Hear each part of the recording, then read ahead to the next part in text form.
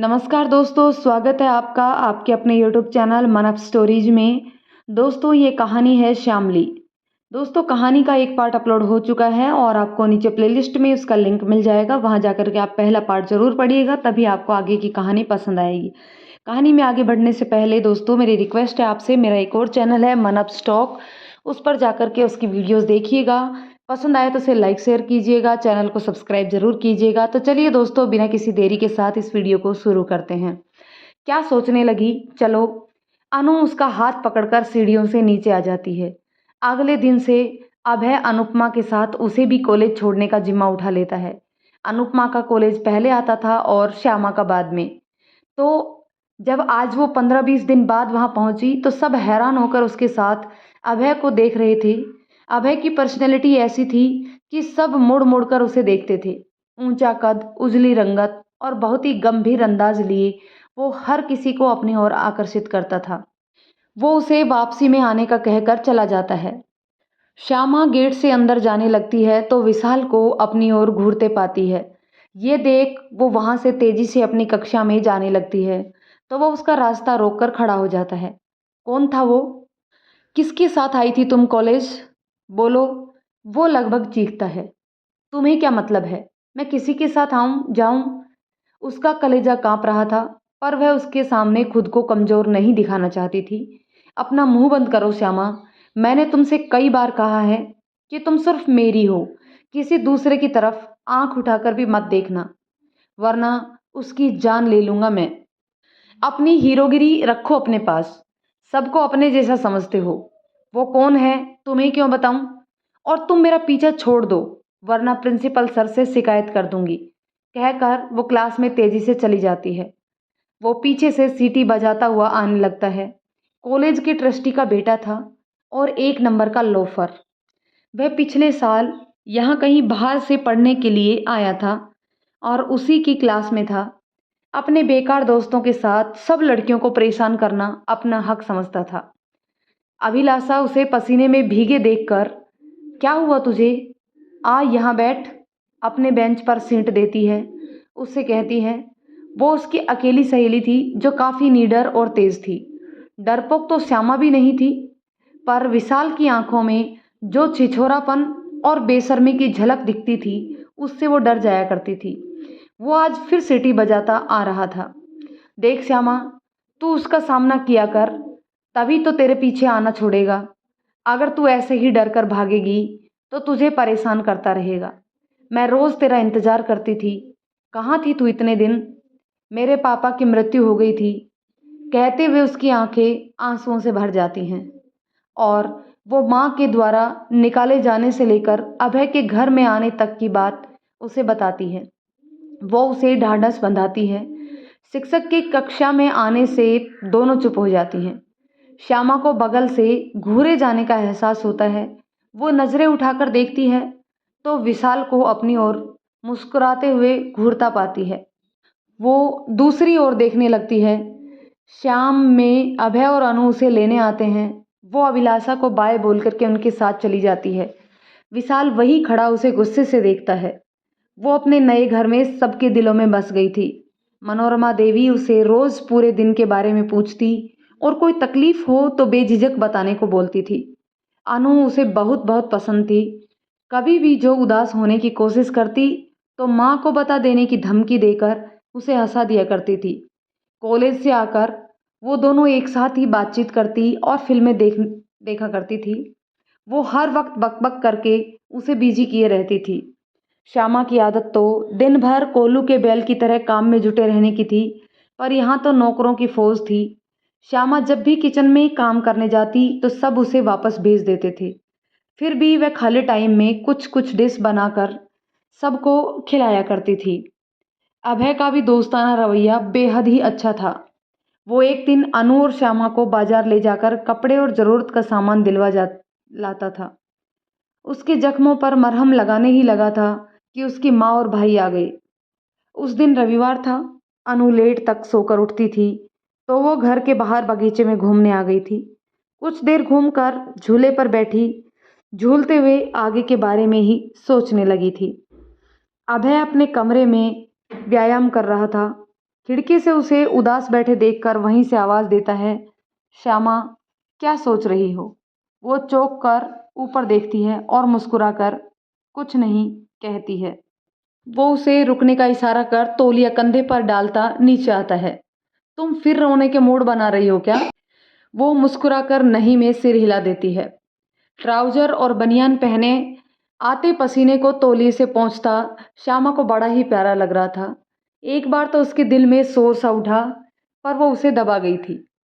रोज व्यायाम करते हैं क्या आप? हाँ, मुझे मेहनत के पसीने बहाना अच्छा लगता है। वो उसके विचारों से खुश हुई थी। अरे अरे, रुको तो, कौन हो तुम लोग? कहाँ घुसे चले आ रहे हो? मुख्य द्वार पर खड़ा गेट की चिल्लाया। वो दोनों अचानक ही पलटे थे। अभय आगे जाकर उन्हें रोकता है। रुको, बोला था ना तुम लोगों को कि हवेली की तरफ देखना भी मत। साहब जी, हमें माफ़ कर दीजिए, हमारे सारे पैसे ख़त्म हो गए हैं। हम दाने दाने को मोहताज हो गए हैं। इन 5 लाख में से 2 लाख हमें दे दीजिए मालिक। जीतू बड़ा हो जाएगा तो वो कमा कर सारे पैसे वापस कर देगा। सीमा देवी रोते हुए अभय के पैरों में गिर जाती है। अच्छा, तो तुम लोग पैसे के लिए आए हो? तुम लोगों को एक फूटी कौड़ी भी नहीं मिलेगी। वो सारा पैसा श्यामा के नाम पर जमा है। डॉक्टर बनना है उसे। चले जाओ यहाँ से। दीनू, धक्के मारकर निकालो इन्हें। वो नौकर से कहता है। बेटी, तू मालिक को समझा, 2 नहीं तो 1 ही दे दे हमें। हमने 3 दिन से खाना नहीं खाया है बेटी। वो मगरमच्छी आंसू बहाकर उसे फुसला रही थी। वो कुछ नहीं बोलेगी। जाओ यहाँ से। अगली बार से यहाँ आए तो मार खाकर ही जाओगे। ले जाओ इन्हें। अभय गुस्से में बोलता है। श्यामा उसके लाल हो रहे चेहरे को देखने लगती है।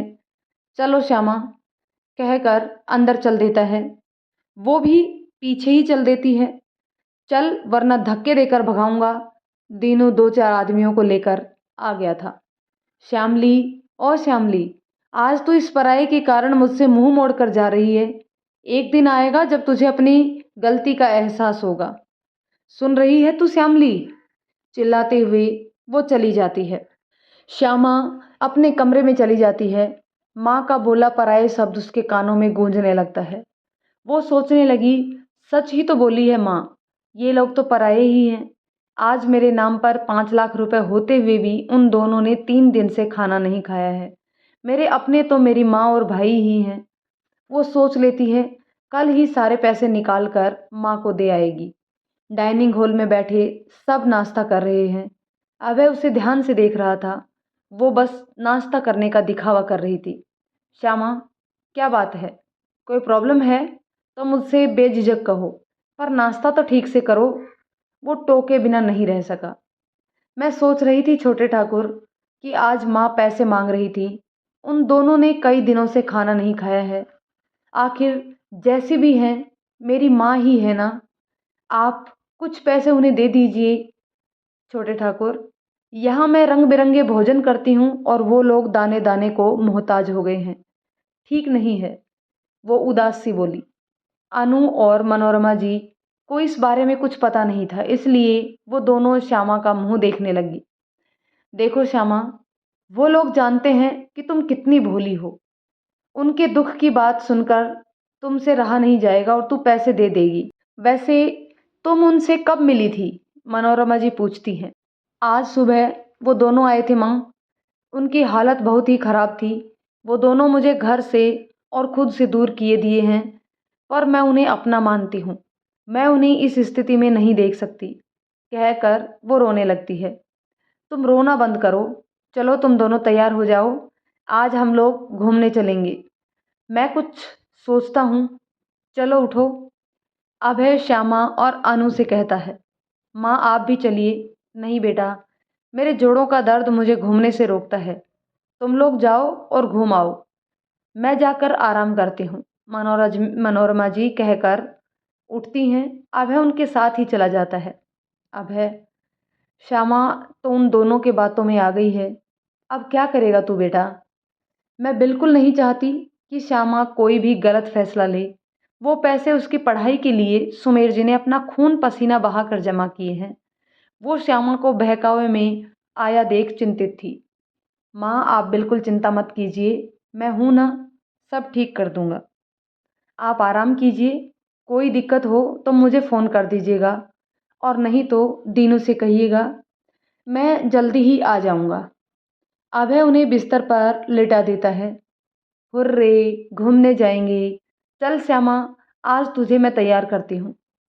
तू तो हमेशा सादा जीवन उच्च विचार का फॉर्मूला अपनाती है, पर आज छुट्टी में घूमने जा रहे हैं तो मेरी मर्जी चलेगी और तू मुझे रोक नहीं पाएगी। चल।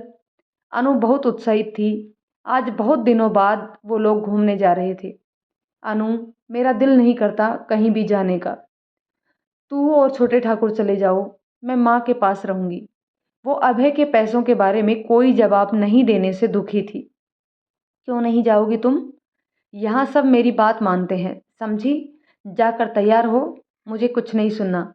अभय माँ को पहुंचाकर आते हुए श्यामा की बात सुनकर कहता है, अब चलो। अनु उसे खींचते हुए ले जाती है। वो सर झुकाए उदास होकर उसके पीछे जा रही है। हरि प्रकाश जी, मुझे 2 लाख रुपये कुछ देर में दे जाइए, जरूरी काम है। अभय अपने कमरे में बैठा अपने मैनेजर को फ़ोन करके कहता है, ठीक है छोटे ठाकुर, मैं आधे घंटे में आता हूँ लेकर। मैनेजर आकर अभय को पैसा दे चुका था। उसके जाने के बाद वो तैयार होकर बाहर आता है। अनु, श्यामा, हुआ तुम लोगों का, अब चलो भी। 2 घंटे से तैयार हो रही हो तुम दोनों। जी भैया, आप गाड़ी में बैठिए, हम आते हैं। अनु श्यामा के कमरे से निकलकर बोलकर फिर घुस चुकी थी। हे भगवान, ये लड़कियां भी ना। वो नीचे चल पड़ा। 10वीं बार हॉर्न की आवाज़ सुनकर वो दोनों दौड़ती हुई गाड़ी में आकर बैठ जाती हैं। सॉरी भैया, थोड़ा लेट हो गया। इस मैडम के नखरे, ये नहीं लगाएगी, लोग क्या कहेंगे। ओह, थका कर रख दी, इसको तैयार करने में लेट हुई है। अभय श्यामा को गौर से देखता है। लाल सलवार और दुपट्टे के मैचिंग कपड़ों पर पीला कुर्ता उस पर बहुत खिल रहा था। कानों में छोटा सा झुमका और बालों की लंबी चोटी उसे अलग ही निखार रहा था। होठों पर गुलाबी रंग उसके चेहरे को अलग ही ताजगी दे रहा था। वो उसके आज के रूप में खो गया था। भैया चलिए, लेट हो रहा है। अनु सीट पर बैठी बोलती है। श्यामा उसके बगल में बैठ जाती है। अभय अनु को बोलने से होश में आता है। गाड़ी मुख्य द्वार से निकाल लेता है। वो लोग मंदिर जाकर पूजा करते हैं, फिर गांव में लगे मेले में घूमते हैं। अनु की मस्ती में श्यामा का दिल भी बहल जाता है और अभय भी खूब मुस्कुराता है। श्यामा कभी भी अभय को इतने खुलकर मुस्कुराते नहीं देखी थी। वो उसे एकटक देखने लगती है। वहाँ से निकलकर जिस रास्ते पर गाड़ी जाने लगती है, वो रास्ता श्यामा को कुछ कुछ जाना पहचाना सा लगता है। कुछ देर बाद गाड़ी जब उसके माँ के घर के आगे रुकती है, तो वो अभय को कृतज्ञ दृष्टि से देखती है। उसकी आंखों से 2 बूंद आंसू निकल जाते हैं। वो लोग उतरकर अंदर जाने लगते हैं कि सीमा देवी और जीतू बाहर निकल आते हैं। अरे, अब क्यों आई है यहाँ? इतनी बेइज्जती कम थी जो फिर करने आई हो? सीमा देवी श्यामा को गुस्से से कहती है। नहीं, कुछ काम है, अंदर चलो तुम दोनों। अभय उसे दरवाजे से हटने का इशारा करता है, पर वो दोनों दरवाजे के सामने दीवार बने खड़े थे। अब क्या काम है? घर में कुछ मेहमान है, आप लोग अंदर नहीं जा सकते। जो भी कहना है यही कहिए। सीमा देवी बहुत ही कर्कश आवाज में कहती है। मैं भी देखना चाहता हूँ कि कौन ऐसा मेहमान आया है जो हम लोगों से पर्दा करेगा। जब तक वो माँ बेटा अभय का इरादा समझ पाते, वो उन दोनों को धकेलता हुआ अंदर घुस जाता है। श्यामा और अनु भी पीछे दौड़ती हैं। अंदर का नज़ारा देखकर श्यामा चकित रह जाती है। उसकी माँ के बिस्तर पर नोटों की हजारों बंडल पड़े थे। माँ, इतने सारे पैसे कहाँ से लाई हो? उस दिन मुझसे मांगने आई थी, 2 दिन में इतने सारे पैसे कहाँ से आए? तू कौन होती है माँ से सवाल जवाब करने वाली? ये सारा पैसा हमारा है, जा यहाँ से। जित्तू गुस्सा करके बोलता है। मैं यहाँ पैसे मांगने नहीं, वो 5 लाख देने आई थी। पर तुम लोगों के पास तो बहुत पैसा है। इसका मतलब माँ, तुम मुझे झूठ बोली थी और मैं बुद्धू तुम्हारे झूठे आंसुओं के कारण अपने शुभ चिंतकों से नाराज हो गई। वो गुस्से से जोर जोर से बोल रही थी। दोनों माँ बेटा सर झुकाए चुपचाप खड़े थे। ये मेरे पापा का घर है जिस पर कानूनन मेरा भी हक है। मैं चाहती तो कोर्ट से लड़कर हिस्सा ले सकती थी, पर मैं तुम लोगों के खातिर कुछ नहीं बोली। पर तुमने आज मेरा विश्वास तोड़ दिया है। अब एक पैसा नहीं दूंगी मैं। चारों तरफ देखती हुई, चलिए छोटे ठाकुर, ये लोग सच में बहुत बुरे हैं। इनका जमीर मर चुका है। मुझे बेवकूफ़ को ये बात तब समझ आनी चाहिए थी जब ये एक माँ होकर अपने मरे हुए पति की जवान बेटी को घर से भगा रही थी। तभी इसको पहचान गई होती तो आज अफसोस नहीं होता। चलो अनु, ये लोग मेरे कोई नहीं हैं। मेरे पापा के साथ सब मर गए। चलो, कहकर रोते हुए अनु का हाथ पकड़कर बाहर निकल जाती है। तुम दोनों तो बताओगे नहीं कि ये पैसा कहाँ से आए, पर मैं पता लगा लूँगा। ज़रूर तुम लोगों ने कहीं चोरी की होगी। मैं पुलिस को रिपोर्ट लिखवा देता हूँ। उन दोनों के बाहर निकल जाने के बाद अभय उससे पूछ रहा था। उसे जानना था कि ये पैसा किस कमाई के हैं। नहीं नहीं छोटे ठाकुर, रिपोर्ट मत लिखवाइए। इसके पापा ने श्यामली के लिए गहने बनवाए थे और दहेज के लिए मुझे भी 5 लाख रुपए रखने को दिए थे, तो हम लोगों ने सारे गहने बेच दिए। ये पैसे उसी का है। सीमा देवी अभय के कदमों में गिरी रो रही थी। बहुत ही गिरे हुए हो तुम दोनों। जी चाहता है कि गोली मार दूं, पर तुम्हें तो एक लड़की का दिल दिखाने की सजा भगवान देगा। एक बार तो आ गए, पर दोबारा मेरे घर आने की कोशिश मत करना, वरना जिंदा नहीं रहोगे। अत्यधिक क्रोध से अभय का चेहरा लाल हो गया था। वो सीमा देवी को अपने पैरों से धकेलता बाहर आकर गाड़ी में बैठकर चल दिया, जहां वो दोनों पहले से ही बैठी थी। हा हा हा, माँ क्या शानदार एक्टिंग की है तूने। अच्छे अच्छे को मात दे दी। उन लोगों को देखकर पहले तो मैं डर गया, पर जब तुम मोर्चा संभाल ली तो धीरे धीरे डर गायब होता गया। पर पैसों के बारे में झूठ क्यों बोली कि वो दीदी के गहनों के हैं? तो क्या कहती, ये श्यामा के झुटमुट के तय हो चुके शादी करने के बदले ली हूँ? अब तुम बस देखते जाओ बेटा, इस अभय का क्या क्या करती हूँ मैं। श्यामली को पनाह दी है ना उसने, उसकी आंखों के सामने इस लड़की का जीवन तहस नहस कर दूंगी। इसके बाप से मैं महीने के महीने सारा वेतन घर आते ही छीन लेती थी, फिर भी उसने मुझसे 5 लाख रुपए छुपा लिए। वो नागिन की तरह गुस्से से फुंकार रही थी। बहुत सुख भोग लिया तूने श्यामली, अब खून के आंसू रोने के लिए तैयार रहना। मैं जल्दी ही आ रही हूँ तेरे लिए तेरी बदकिस्मती लेकर। हा हा हा हा, वो हंसते हुए बोलती है। उसकी हंसी में जीतू भी उसका साथ देता है और वो लोग फिर से रुपए गिनने में लग जाते हैं। पूरे रास्ते वो सिसकती ही रही। अनु के समझाने पर भी वो चुप नहीं हो पा रही थी। आज उसका फिर से विश्वास टूटा था। घर आते ही वो दौड़ती हुई अपने कमरे में चली जाती है और फूट फूट कर रो देती है। अनु उसके पीछे जाने लगती है, पर अभय उसे रोक लेता है। उसे जी भर कर रोने दे अनु, उसका मन हल्का हो जाएगा। जा तू भी आराम कर, मैं थोड़ी देर फैक्ट्री से हो आता हूँ। अनु अपने कमरे में जाती है और अभय माँ के पास। कैसे लालची लोग हैं वो माँ। एक तो उसे घर से निकाल दिया, ऊपर से उसके लिए रखे सामान को बेचकर पैसा ले लिया। हद है, कोई मतलब ही नहीं है अपने मान मर्यादा का। मनोरमा जी भी गुस्से में आ गई जब अभय ने पूरी बात बताई तो। माँ, मुझे किसी ने बताया था कि वो दोनों बैंक से 3 लाख रुपये निकाले हैं। मुझे आश्चर्य हुआ कि ये लोग तो पैसे के अभाव में 3 दिन से खाना नहीं खाया है, फिर 3 लाख रुपए कहाँ से लाए।